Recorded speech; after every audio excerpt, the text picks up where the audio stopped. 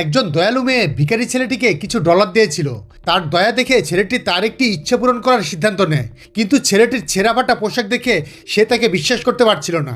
ফলে সেই ছেলেটি তার দিব্য শক্তি ব্যবহার করলো এবং মুহূর্তের মধ্যে তার পেছনে অদৃশ্য হয়ে গেল। নিজের ক্ষমতা দেখানোর পর ছেলেটি মেয়েটিকে আবারও তার ইচ্ছের কথা বলতে বলল। সে যদি পৃথিবীর সবচেয়ে ধনী মানুষ হতে চায় বা রানীর মুকুট পরতে চায়, সবই ছেলেটি করতে পারত। তবুও মেয়েটি না করে দিল। সে শুধুমাত্র তার বড় বোনকে বাঁচানোর জন্য অনুরোধ করলো। ছেলেটিও রাজি হলো। সে তার সাথে তার বাসায় গেল, কিন্তু তার বাবা তার পোশাক দেখে তাকে বিশ্বাস করলেন না, কিন্তু নিশ্চিত ছিলেন যে ছেলেটি একজন প্রতারক। ছেলেটি তাকে সতর্ক করলো যেন শুধু পোশাক দেখে বিচার না করেন, কিন্তু তাদের কাজের লোক তাকে নিয়ে উপহাস করলো। সে বলল ছেলেটি তো শুধু একজন ভিখারি, সে আর কি করতে পারে। সে তৎক্ষণাৎ রক্ষীদের আদেশ দিল তাকে বাইরে বের করে দেওয়ার জন্য। এটা দেখে তার মনে হলো তারা খুবই নিচু মানসিকতার।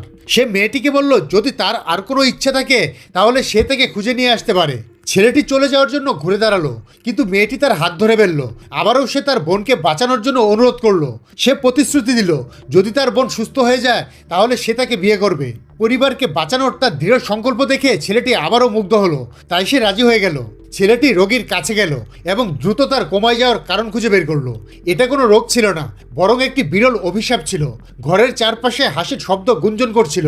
সবাই তাকে নিয়ে মজা করছিল, বলছিল সে নাকি বেশি সিনেমা দেখে। ছেলেটি তাদের পাত্তা না দিয়ে রোগীকে তুলে নিয়ে একটি ঘরে নিয়ে গেল। দরজা বন্ধ করে তাকে জলের মধ্যে রাখলো। তারপর সে অভিশাপ দূর করার জন্য তার দিব্য শক্তি ব্যবহার করতে শুরু করলো। হঠাৎই একটি অন্ধকার শক্তি বেরিয়ে এলো আর সে সঙ্গে সঙ্গে সেটিকে ধ্বংস করে দিল। এদিকে বাইরে সন্দেহ বাড়ছিল এবং তারা দরজা ভাঙার চেষ্টা করছিল। মেয়েটি তাদের আটকানোর চেষ্টা করছিল। তার দৃঢ় বিশ্বাস ছিল যে ছেলেটি তার বোনকে বাঁচাতে পারবে। তবুও তার বাবা অন্যের কথায় কান দিয়ে একজন বিশেষজ্ঞকে জোর করে ভেতরে পাঠালেন, কিন্তু কেউ তার তৈরি দিব্য প্রাচীর ভাঙতে পারল না। তারা যখন আবারও হামলার প্রস্তুতি নিচ্ছিল, ঠিক তখন ওই ছেলেটি দরজা খুলল এবং ঘোষণা করলো যে রোগী এখন সুস্থ।